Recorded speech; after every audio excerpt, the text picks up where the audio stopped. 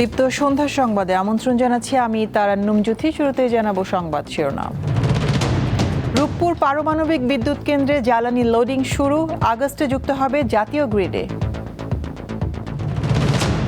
দেশে কোনো জঙ্গি তৎপরতা নেই বললেন স্বরাষ্ট্রমন্ত্রী, প্রধানমন্ত্রীর উপদেষ্টার মত ভিন্ন।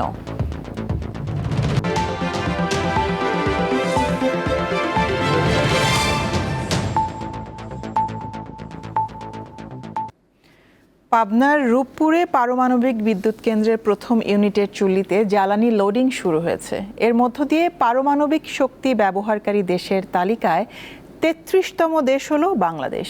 বিদ্যুৎ কেন্দ্রের প্রথম ইউনিটের চুল্লিতে জ্বালানি লোডিং শুরু হয় বিকাল ৩:৩০টার দিকে। বিজ্ঞান ও প্রযুক্তি মন্ত্রণালয় জানিয়েছে, বাণিজ্যিকভাবে বিদ্যুৎ উৎপাদন শুরুর আগে এটি চূড়ান্ত পর্যায়ে। ধাপে ধাপে পরীক্ষামূলকভাবে বিদ্যুৎ উৎপাদন হবে। আগস্টে জাতীয় গ্রিডে ৩০০ মেগাওয়াট সরবরাহ শুরু হতে পারে। রূপপুর পারমাণবিক বিদ্যুৎ কেন্দ্রে ২টি ইউনিট থেকে মোট ২,৪০০ মেগাওয়াট বিদ্যুৎ উৎপাদনের লক্ষ্য রয়েছে। মেগা এই প্রকল্প বাস্তবায়ন করছে রাশিয়ার রাষ্ট্রীয় পরমাণু শক্তি সংস্থা রোসাটম। এদিকে প্রধানমন্ত্রী তারেক রহমানের সঙ্গে সৌজন্য সাক্ষাৎ করেছেন রাশিয়ার রাষ্ট্রীয় পরমাণু শক্তি সংস্থা রোসাটমের মহাপরিচালক অ্যালেক্সি লিখাচেভ। আজ সকালে সচিবালয়ের মন্ত্রিপরিষদ বিভাগে প্রধানমন্ত্রীর দপ্তরে সাক্ষাৎ করেন তিনি। রোসাটম পাবনার রূপপুরে পারমাণবিক বিদ্যুৎ প্রকল্প বাস্তবায়ন করছে। প্রকল্পের সফল বাস্তবায়নে রাশিয়ার কারিগরি ও প্রযুক্তিগত সহায়তার প্রশংসা করেছেন প্রধানমন্ত্রী। রোসাটম মহাপরিচালক অ্যালেক্সি লিখাচেভ বাংলাদেশের পারমাণবিক সক্ষমতা অর্জনের যাত্রায় রাশিয়ার পক্ষ থেকে পূর্ণ সহযোগিতার আশ্বাস দেন। নির্ধারিত সময়ের মধ্যে প্রকল্পের বাকি কাজ শেষ করার বিষয়ে তিনি আশা প্রকাশ করেন।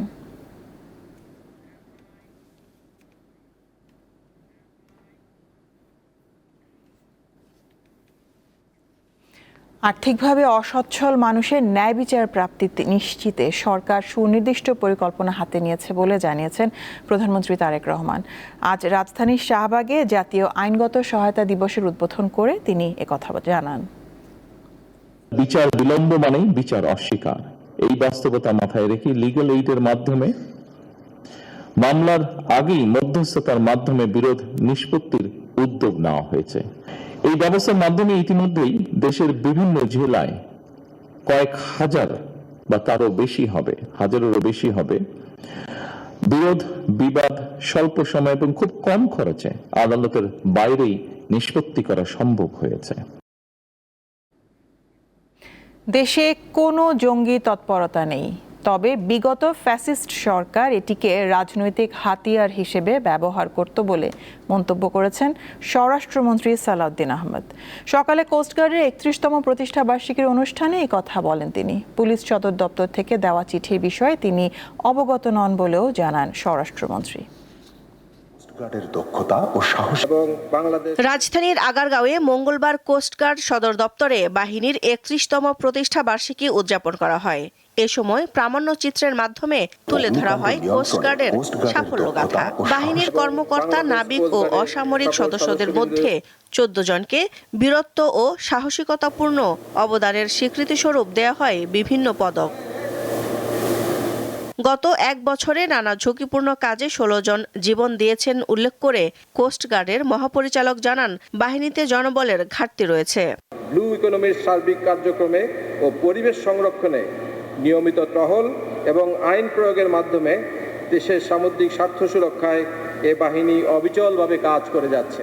স্বরাষ্ট্রমন্ত্রী বলেন, পুলিশ সদর দপ্তর থেকে দেওয়া চিঠির বিষয়ে তিনি কিছু জানেন না। পৃথিবীর সব দেশেই এরকম অ্যাক্টিভ থাকে, রেডিক্যাল কিছু ফোর্স থাকে, ফান্ডামেন্টাল কিছু পলিটিক্যাল পার্টি থাকে, এগুলো আমরা ইউজ টু, এগুলো থাকে। কিন্তু সেই বিষয়ে আপনি যে শব্দ উচ্চারণ করলেন, আমাদের দেশের বর্তমান কালচারে সেটা এখন আর নাই। আগে সেই শব্দটা উচ্চারিত হতো ফেসিবাদী আমলের সময়। তারা নিজস্ব রাজনৈতিক ফায়দা হাসিলের জন্য এগুলোকে হাতিয়ার হিসেবে তারা ব্যবহার করত। তিনি জানান, সরকারের চাহিদা অনুযায়ী সেনাবাহিনী মাঠে আছে, তবে পর্যায়ক্রমে তাদের তুলে নেওয়া হবে। যে ডিপ্লয়মেন্টটা হয়েছে ২০ আগস্টের পরে আইন শৃঙ্খলাকে সমুন্নত রাখার জন্য, জনগণের নিরাপত্তার জন্য, সেটা অনেকাংশে এখন সীমিত এবং উইথড্রয়াল করা হয়েছে। এটা গ্রাজুয়ালি উইথড্র করা হচ্ছে, খুব শিগগিরই সেটা পুরোটাই উইথড্রয়াল হবে। তবে in aid to civil power they will be always there. Coast গার্ডের জনবল বৃদ্ধি ও আধুনিকায়নে সরকার বদ্ধপরিকর বলেও জানান স্বরাষ্ট্রমন্ত্রী। আরো বেশি উন্নত সমৃদ্ধ। দিলশা দানি, দীপ্ত সংবাদ, ঢাকা। এদিকে দেশে জঙ্গিবাদের অস্তিত্ব থাকলেও একে রাজনৈতিক স্বার্থে ব্যবহার করার অপসংস্কৃতি বন্ধ করতে চায় সরকার। এমনটাই জানিয়েছেন প্রধানমন্ত্রীর তথ্য উপদেষ্টা জাহিদুর রহমান। বলেন, সাবেক অন্তর্বর্তী সরকার জঙ্গিবাদ ইস্যুতে ছাড় দিলেও বিএনপি সরকার এ বিষয়ে কঠোর হবে। মঙ্গলবার সচিবালয়ে এক প্রেস ব্রিফিংয়ে তিনি একথা জানান। জঙ্গিবাদ জিরো কোঠায় নিয়ে আসা আমাদের লক্ষ্য, সেটা কতটা পেরে উঠবো আমরা জানি না, কিন্তু আমরা চেষ্টা করব জিরোর কাছে নিয়ে আসার জন্য, কারণ আমরা এই প্রবলেমটা স্বীকার করি এবং এটা অনেক বেশি বাড়াতে চাই না। দুটো এক্সট্রিম আলোচনা আছে, বাংলাদেশ জঙ্গিতে ভরে গেছে, আরেকটা হচ্ছে বাংলাদেশে কোনো জঙ্গি নাই। দুটোই ভুল বলে আমরা মনে করি। বাংলাদেশের জঙ্গিবাদের এরকম এক্সট্রিমিজম, আমি এভাবে বলি, একটা প্রবণতা আছে, কিছু মানুষের সাথে জড়িত আছে, মাঝে মাঝে তারা আরো বেশি অ্যাক্টিভ হওয়ার চেষ্টা করে, সেটাকে আমরা কন্টেইন করতে চেষ্টা করব। সাবেক প্রধান বিচারপতি এবিএম খায়রুল হকের 5 মামলায় হাইকোর্টের দেওয়া জামিন বহাল রেখেছে আপিল বিভাগ। জুলাই আন্দোলনের সময় যুবদল কর্মী হত্যা এবং তত্ত্বাবধায়ক সরকারের রায় জালিয়াতি সহ বিভিন্ন অভিযোগে এসব মামলা হয়েছে। আজ প্রধান বিচারপতি জুবায়ের রহমান চৌধুরীর নেতৃত্বাধীন আপিল বিভাগ এই আদেশ দেয়। খায়রুল হকের আইনজীবী জানিয়েছেন, তার বিরুদ্ধে আরও 2টি মামলা থাকায় এখনই তিনি কারামুক্তি পাচ্ছেন না। 2025 সালের 24 জুলাই রাজধানীর ধানমন্ডির বাসা থেকে সাবেক এই প্রধান বিচারপতিকে গ্রেপ্তার করে পুলিশ। অবিলম্বে ভার্চুয়াল কোর্ট বন্ধের দাবি জানিয়েছে সুপ্রিম কোর্টের আইনজীবীদের একাংশ। অন্যথায় আগামীকাল গণস্বাক্ষর কর্মসূচির ঘোষণা দিয়েছেন তারা। একই সঙ্গে আপিল বিভাগ ও হাইকোর্ট বিভাগের এজলাসে সাংবাদিকদের প্রবেশের দাবিও তোলেন আইনজীবীরা। মঙ্গলবার এক বিক্ষোভ মিছিলের পর এই কর্মসূচি দেন সুপ্রিম কোর্টের জ্যেষ্ঠ আইনজীবী সৈয়দ মামুন মাহবুব। বলেন, আগামীকালের মধ্যে ভার্চুয়াল কোর্ট বন্ধ না করলে হাজার হাজার আইনজীবীদের গণস্বাক্ষর নিয়ে তা 5 মে প্রধান বিচারপতির কাছে দেয়া হবে। এ সময় এজলাসে সাংবাদিক প্রবেশে নিষেধাজ্ঞার সমালোচনা করে তিনি বলেন, প্রকৃত তথ্য সাংবাদিকরা দিতে না পারলে গুজবের ডালপালা জন্মাবে। বিচার বিভাগের স্বার্থেই সাংবাদিকদের এজলাসে প্রবেশ করতে দিতে হবে। সাংবাদিকরা জাতির চতুর্থ স্তম্ভ, গণতন্ত্রের সাংবাদিকরা যেন প্রবেশাধিকার পায়। হাইকোর্ট এবং আপিল বিভাগে আমরা পরিষ্কার বলেছি, যদি কালকে অনলাইন কোর্ট আবারও রাখে, আমরা কালকে দুপুর 1টা থেকে সমস্ত বারে সাক্ষ্য সংগ্রহ করব। আগামী 5 মে বারের সভাপতি রুমের সামনে থেকে বারের হাজার হাজার আইনজীবীর স্বাক্ষরিত বক্তব্য আমরা প্রধান বিচারপতির কাছে পৌঁছে দেব। রাজধানী সহ সারা দেশে যাতায়াতের অন্যতম মাধ্যম এখন ব্যাটারি চালিত রিক্সা। স্বল্প দূরত্বে চলাচলের এই বাহনটি সাধারণ যাত্রী ও চালকদের জন্য আশীর্বাদ হয়ে এলেও রাজপথে এটি যেন মরণ ফাঁদ। অদক্ষ চালক আর দ্রুত গতির কারণে প্রায়ই ঘটছে ছোট বড় দুর্ঘটনা, ঝরছে প্রাণ। সারা দেশে এসব যানের সংখ্যা 40 লাখের বেশি। এগুলো চার্জ দিতে প্রয়োজন হচ্ছে বিদ্যুতের বড় অংশ। ব্যাটারি চালিত রিকশার দৌরাত্ম্য নিয়ে 2 পর্বের প্রতিবেদনে আজ প্রথম পর্ব। নাম অটোরিকশা। কারো কাছে এটি অল্প পুঁজিতে আয়ের উৎস, আবার কারো কাছে রাজপথের মূর্তিমান আতঙ্ক। অল্প সময়ে গন্তব্যে পৌঁছানোর এই বাহনটি কি আমাদের জন্য আশীর্বাদ নাকি এক নীরব অভিশাপ? আজ আমরা খুঁজব সেই উত্তর। রিকশা টানার অমানসিক পরিশ্রম থেকে মুক্তি দিয়েছে এই প্রযুক্তি। বৃদ্ধ বয়সেও দুমুঠো ভাতের সংস্থান করছেন হাজারো মানুষ। অটো রিক্সাতে কষ্ট কম, আয়ের সংখ্যাটা একটু বেশি, চালাইতেও আরামজনক। 400-500 উপরে আয় করা গেছে না, এটা যেমন যে 1500-2000 পর্যন্ত ওটা যা। এটাতে দ্রুত যাওয়া যায়, এটা ঠিক, তবে এটা কোনো নিয়ন্ত্রণ নাই, এটা কোনো রেজিস্ট্রেশন নাই, এটা যানজটটা আরও বাড়াইছে। তারপর এটা গভর্নমেন্টের কোনো পারমিশন নাই।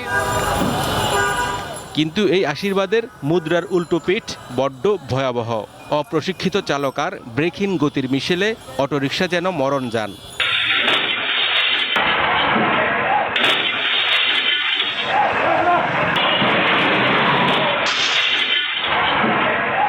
গত 1 বছরে পঙ্গু হাসপাতালে আসা রোগীদের বড় একটি অংশই এই অটোরিকশা দুর্ঘটনার শিকার।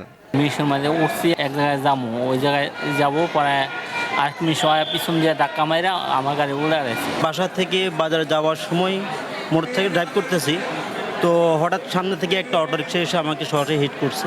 হিট করার পরে আমার পা দুটো হাড়ে ভেঙে গিয়েছে। যারা এই গাড়িগুলো চালাচ্ছে, they are not trained, they are not actually for this to drive.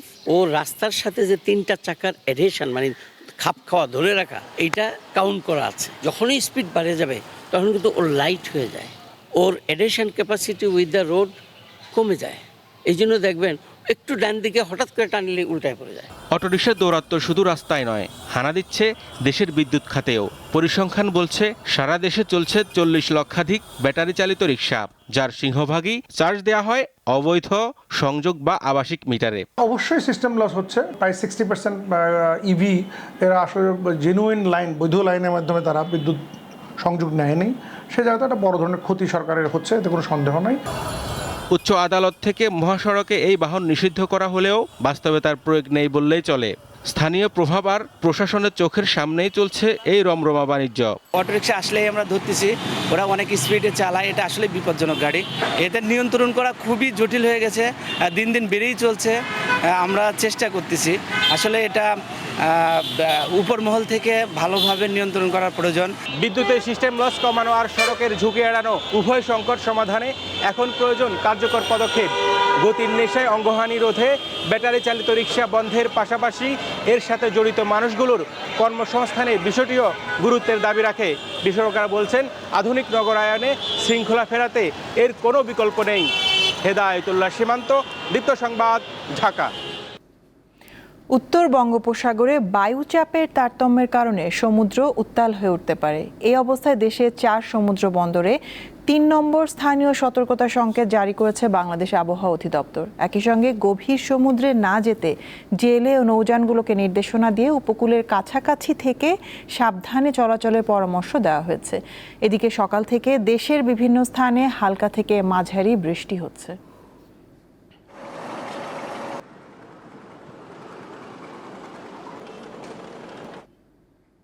চট্টগ্রামের লোহাগাড়ায় বৌদ্ধ ভিক্ষুদের বহনকারী একটি মাইক্রোবাস খাদে পড়ে ঘটনাস্থলেই 3 জন নিহত হয়েছেন। এই ঘটনায় আহত হয়েছেন 5 জন। সকাল 8:30টার দিকে চট্টগ্রাম কক্সবাজার মহাসড়কে উপজেলার জাঙ্গালিয়া এলাকায় এই দুর্ঘটনা ঘটে। প্রত্যক্ষদর্শীরা জানান, চট্টগ্রামমুখী একটি মাইক্রোবাস নিয়ন্ত্রণ হারিয়ে সড়কের পাশে গাছের সাথে ধাক্কা দিলে মাইক্রোতে থাকা 3 জন ঘটনাস্থলেই নিহত হন। এদিকে খাগড়াছড়িতে প্রাইভেট কার ও অটোরিকশার মুখোমুখি সংঘর্ষে এক যুবক নিহত হয়েছে, আহত হয়েছে 3 জন।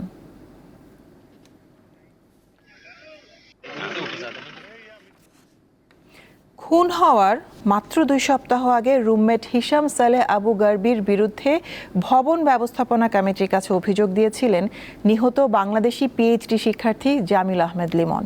সিএনএনকে এই কথা বলেছেন লিমনের ছোট ভাই জুবায়ের আহমেদ। এ বিষয়ে ভবন কমিটির সাথে কথাও বলেছে সিএনএন। জুবায়ের জানান, মাত্র 2 মাস আগে ওই অ্যাপার্টমেন্টে উঠেছিলেন লিমন। ভাইয়ের সাথে কথা বলার সময় হিশামকে খুবই খারাপ, বিরক্তিকর ও অসামাজিক মানুষ হিসেবে জানিয়েছিলেন লিমন। এদিকে 2 বাংলাদেশি শিক্ষার্থীকে হত্যার ঘটনায় তদন্তের মুখোমুখি হতে যাচ্ছে কৃত্রিম বুদ্ধিমত্তা চ্যাটবোট চ্যাটজিপিটি নির্মাতা প্রতিষ্ঠান ওপেন এআইকে। হত্যার পরিকল্পনা করতে চ্যাটজিপিটির সহায়তা নিয়েছিলেন আসামি হিশাম।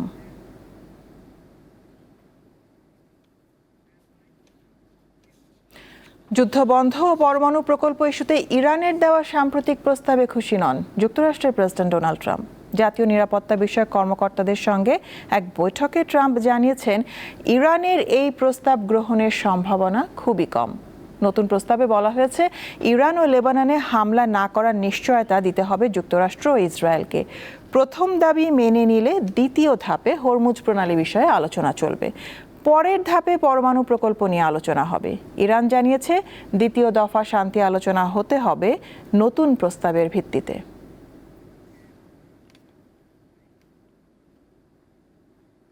ওয়াশিংটনে হোয়াইট হাউস সংবাদদাতাদের বার্ষিক নৈশভোজে গুলিবর্ষণের ঘটনায় আটক কোল টমাস অ্যালেনের বিরুদ্ধে যুক্তরাষ্ট্রের প্রেসিডেন্ট ডোনাল্ড ট্রাম্পকে হত্যা চেষ্টার অভিযোগ আনা হয়েছে।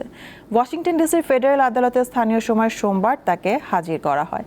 ফেডারেল কর্তৃপক্ষ জানিয়েছে 31 বছর বয়সী ক্যালিফোর্নিয়ার বাসিন্দা কোল টমাস অ্যালেনের বিরুদ্ধে ট্রাম্পকে হত্যা চেষ্টা সহ 3টি অভিযোগে মামলা হয়েছে। এর মধ্যে আগ্নেয়াস্ত্র সংক্রান্ত অভিযোগও রয়েছে। এই মামলায় দোষী সাব্যস্ত হলে ট্রাম্পকে হত্যা চেষ্টার অপরাধে তার সর্বোচ্চ শাস্তি যাবজ্জীবন কারাদণ্ড হতে পারে।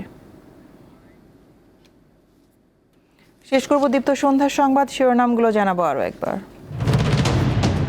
রূপপুর পারমাণবিক বিদ্যুৎ কেন্দ্রে জ্বালানি লোডিং শুরু, আগস্টে যুক্ত হবে জাতীয় গ্রিডে। দেশে কোনো জঙ্গি তৎপরতা নেই বললেন স্বরাষ্ট্রমন্ত্রী, প্রধানমন্ত্রীর উপদেষ্টার মত ভিন্ন।